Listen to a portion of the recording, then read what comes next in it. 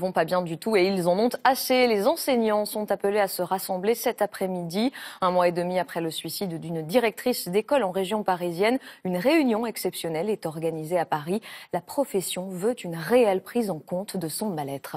Sandrine Aramon avec Martine Chevalier et Julien Ababsa.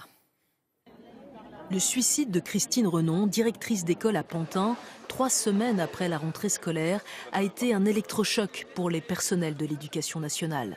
Depuis ce drame, la profession dénonce les mêmes mots. Excès de travail, réforme en série, pression hiérarchique, fatigue chronique conduisant à l'épuisement. Un malaise profond partagé de la primaire au lycée.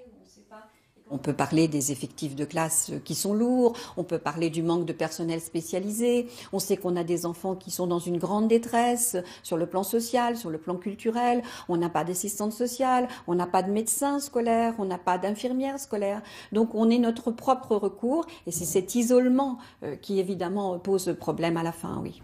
Dans un sondage publié aujourd'hui, 73% des personnels du second degré interrogés estiment que leur travail a dégradé leur santé ces derniers mois. Seuls 18% sont satisfaits de leur quotidien à la fin de la journée. Une perte de sens qui affecte la profession et altère l'enseignement dispensé. Cette jeune femme est professeure d'anglais dans un collège de Seine-Saint-Denis. Ça crée des frustrations chez les élèves qui se sentent délaissés aussi. On ne parle pas assez des élèves, on parle des profs, mais on ne parle pas de leurs parents qui se disent que leurs enfants ne sont pas dignes de recevoir une éducation comme partout ailleurs. Donc oui, il manque des budgets, il manque des personnels et on se sent tous un petit peu abandonnés, que ce soit les parents, les élèves ou nous. Plus de moyens, plus de formation, plus d'écoute également.